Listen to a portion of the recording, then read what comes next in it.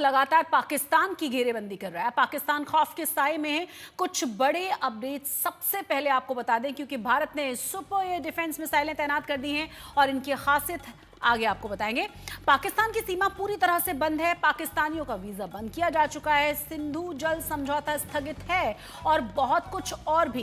कुल मिलाकर अगर देखा जाए तो बहुत ज्यादा मुश्किलों में पाकिस्तान घिरता हुआ नजर आ रहा है।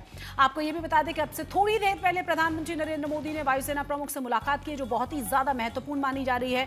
नौसेना लगातार समुद्र में ड्रिल कर रही है। कल नौसेना प्रमुख से भी प्रधानमंत्री की मुलाकात हुई थी।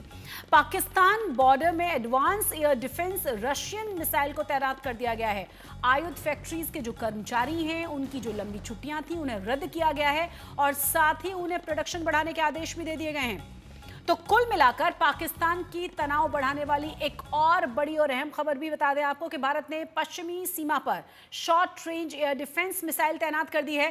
पाकिस्तान से सटी हुई सीमाओं पर इस सुपर मिसाइल सिस्टम को तैनात किया गया है।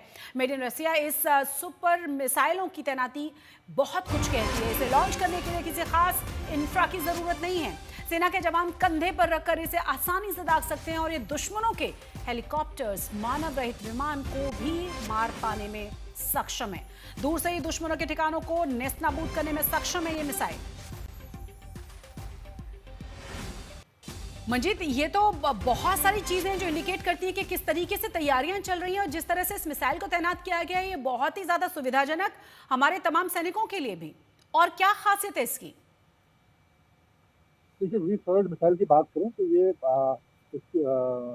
इसको जो जवान है वो आसानी से चला सकता है। और भारत की तैयारी को अगर आप देखें तो भारत सभी तरह की शॉर्ट रेंज मिसाइल की बात करें, लॉन्ग रेंज मिसाइल की बात करें, सभी तरह की तैयारी है। और जिस तरह से अगर प्रधानमंत्री जब तीनों सेनाओं के साथ अलग अलग बैठकें कर रहे हैं, तो इस बात का संकेत है कि सीधे तौर पर इस पूरी कार्रवाई को प्रधानमंत्री नरेंद्र मोदी देख रहे हैं। और जिस तरह से उन्होंने पहले कहा कि सेनाओं को खुली छूट है, और खुली छूट का मतलब ये होता है कि सेनाओं की जो लंबी सेना के पास तमाम जो हथियार हैं, चाहे वो किसी भी तरह की मिसाइलें हों, हम चाहे ब्रह्मोस मिसाइल से बात करें, आकाश की बात करें, V-4 के कारण ये सेना की बात। इसी तरह से वायुसेना के पास तमाम जो लड़ाकू विमान है, आधुनिक लड़ाकू विमान रफाल से लेकर सुखोई तमाम विमान। इसी तरह से मोटे तौर पर अगर नौसेना की तैयारियों को देखें तो नौसेना के पास तमाम जो युद्धपोत है, चाहे विमान वाहक युद्धपोत INS विक्रांत की बात करें, विक्रमादित्य की बात करें, और इस वक्त जब अरब सागर में लगातार जो भारतीय नौसेना के युद्धपोत हैं वो हाई सी में हैं, तैयारी उनकी चल रही है।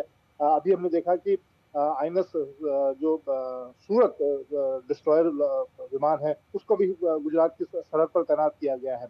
और कल जिस तरह से पाकिस्तान ने भी दिखाने की कोशिश की कि वो अपने सैन्य तैयारियों को चाक चौबंद कर रहा है, उसने 480 किलोमीटर की Abdali surface to surface missile का लॉन्च किया, तो वो भी उसकी एक तरह से उसकी घबराहट को दिखा रहा है। तो भारत को अपनी तैयारियों को बहुत ज्यादा दिखाने की पाकिस्तान के सामने दिखाने की जरूरत नहीं है, लेकिन भारत की जो तैयारियां हैं सरहद से लेकर आसमान और समुद्री मोर्चा पर, वो पूरी तरह से चाक चौबंद।